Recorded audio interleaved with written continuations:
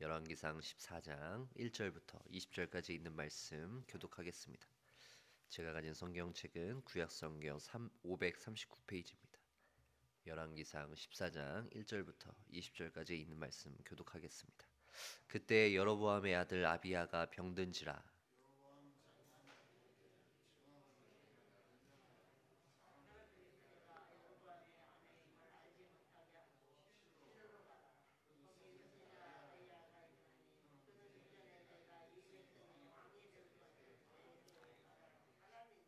그대의 손에 떡 10개와 과자와 꿀 한 병을 가지고 그에게 가라. 그가 그대에게 이 아이가 어떻게 될지를 알게 하리라.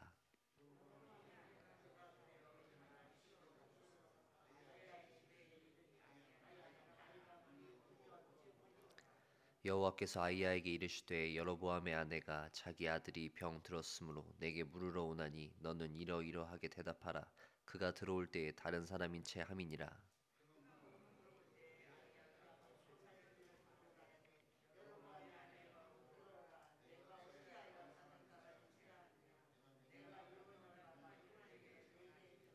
가서 여로보암에게 말하라. 이스라엘의 하나님 여호와의 말씀이 내가 너를 백성 중에서 들어 내 백성 이스라엘의 주권자가 되게 하고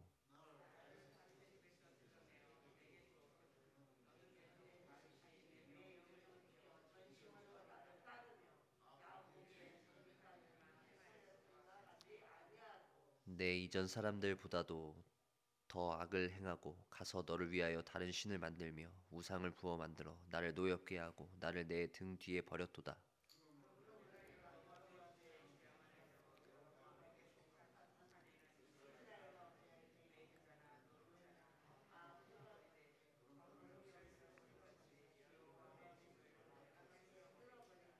여로보암에게 속한 자가 성읍에서 죽은즉 개가 먹고 들에서 죽은즉 공중의 새가 먹으리니 이는 여호와께서 말씀하셨음이니라 하셨나니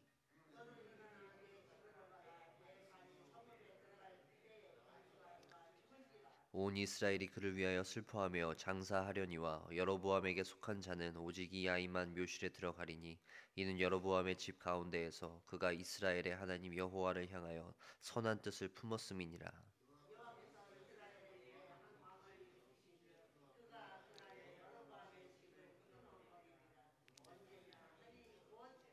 여호와께서 이스라엘을 쳐서 물에서 흔들리는 갈대같이 되게 하시고 이스라엘을 그의 조상들에게 주신 이 좋은 땅에서 뽑아 그들을 강 너머로 흩으시리니 그들이 아세라상을 만들어 여호와를 진노하게 하셨음이니라.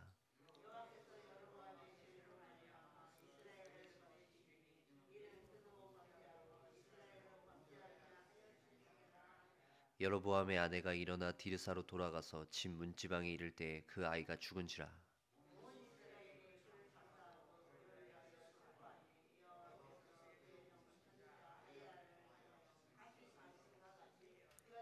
여로보암의 그 남은 행적 곧 그가 어떻게 싸웠는지와 어떻게 다스렸는지는 이스라엘 왕 역대지락에 기록되니라.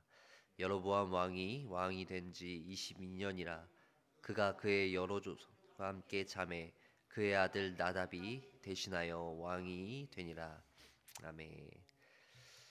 예, 오늘의 본문은 크게 세 부분으로 나누어 볼 수 있어요. 먼저 첫 번째 부분은 1절부터 4절이죠. 북이스라엘의 왕 여로보암이 아들이었던 아비야가 병이 들자 선지자 아히야에게 자신의 아내를 보내고 있는 모습이고요. 두 번째는 5절부터 16절입니다.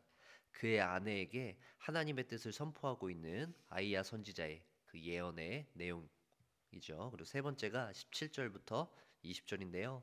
여로보암의 아내가 집 문지방에 도착한 뒤에 아비야는 죽게 되고 이제 여로보암의 최후에 대한 내용이 기록되어져 있는 내용입니다. 솔로몬 왕 이후에 이제 남왕국과 북왕국으로 분열된 이스라엘은 치명적인 죄악을 품고 있었어요. 바로 우상 숭배의 죄악인데요. 솔로몬의 정략 결혼이 씨앗이 되어서 이스라엘 백성들 가운데 산당을 짓는 것이 허용되어졌죠. 그리고 이스라엘 백성들이 즉각적으로 우상 숭배를 할 수 있는 문이 열리게 되는 거예요. 그리고 나서 이 왕국의 분열은 이제 우상 숭배를 끊어내기는커녕 더욱 북체질하게 되는 거죠.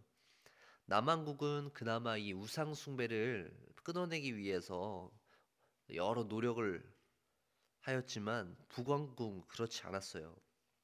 이 우상 숭배의 유혹에서 헤어나오지 못했고 자신들만의 종교를 만들어 내게 되었고 그로 인해서 결국 하나님의 진노를 사게 되는 건데요. 7절부터 9절에 있는 말씀도 한번 보세요.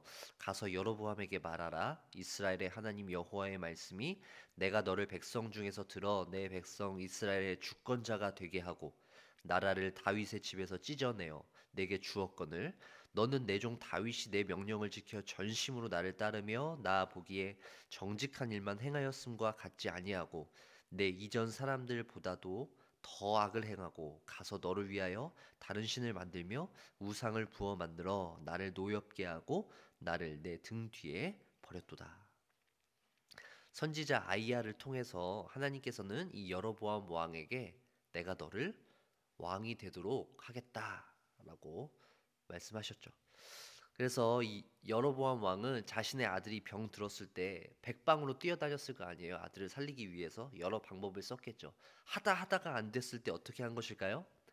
네, 자신에게 왕이 될 거라고 얘기해줬던 선지자 아이야를 떠올렸어요. 그리고 그에게 찾아간 것이죠. 근데 그를 찾아간 아이야 아이야 선지자를 찾아갔을 때 여로보암이 직접 갔나요? 그렇지 않죠. 자신의 아내를 보냈어요. 그래서 아내를 보내서 아이가 어떻게 될지를 물었고 그로 인한 답은 어떻게 되나요? 하나님의 맹렬한 심판. 여로보암의 집 아이가 죽는 것 이외에 이 여로보암에 속한 집에 대한 맹렬한 심판이 임할 것이다라고 하는 내용을 듣게 된다는 거죠. 심지어 병들어 죽게 되는 아비야는 다른 사람들에 비하면 다른 여로보암의 자손에 비하면 양반이라는 거예요. 오히려 아비야가 병들어 죽게 되는 거 그냥 평안한 죽음에 속할 것이고 다른 사람들이 겪게 될 그 최후를 한번 보세요.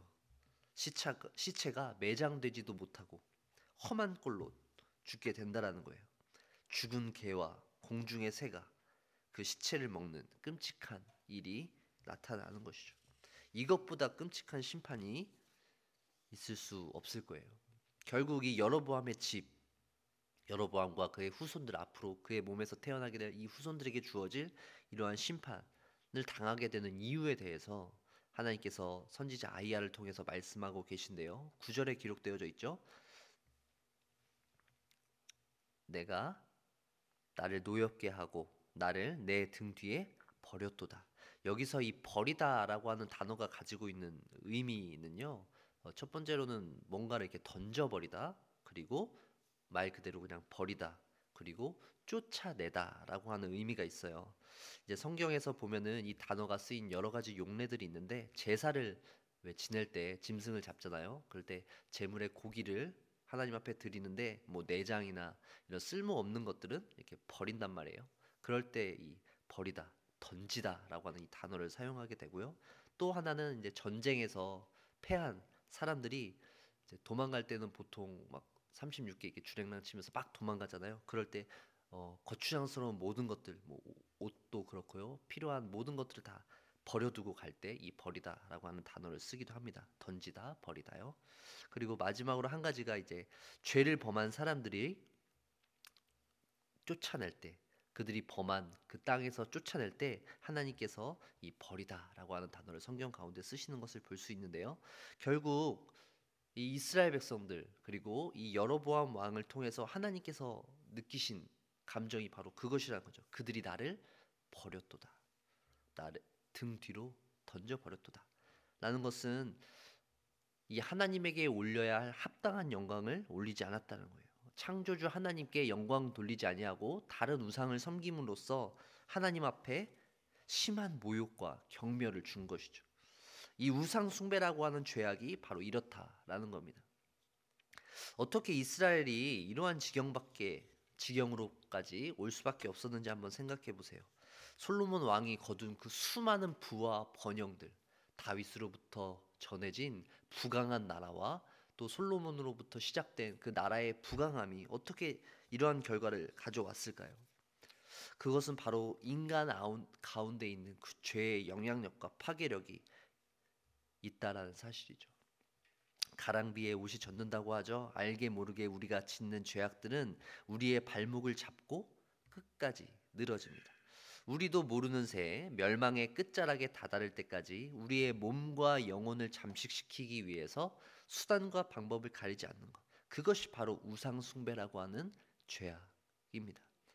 하나님 앞에서 예배하는 것과 별반 다를 게 없어요. 우상 숭배라고 하는 것이요. 이스라엘 백성들이 드렸던 우상 숭배는 제사를 드렸고 제사를 바쳤고 제사장도 있었고 또 어떤 정해진 한 곳에서 행해지는 문제없는 행동들이었다는 거죠. 결국 이스라엘 백성들의 몸과 영혼을 죄악으로 몰아넣는 일이 되고 맙니다. 하나님 앞에 합당한 영광을 돌리지 않고 여전히 자신들의 욕심과 탐욕을 간직한 채 신앙생활을 한다면 우상 숭배의 죄악을 짓는 것과 마찬가지라는 거예요. 사랑하는 정윤의 가족 여러분, 구약의 이스라엘 백성들이 나라가 분열되고 앞으로 그 나라가 멸망하게 되어지고 그들은 심지어 포로로 끌려가기까지 합니다. 그러면서까지 그들이 끊어내지 못했던 죄악이 바로 이 우상 숭배의 죄악인데요.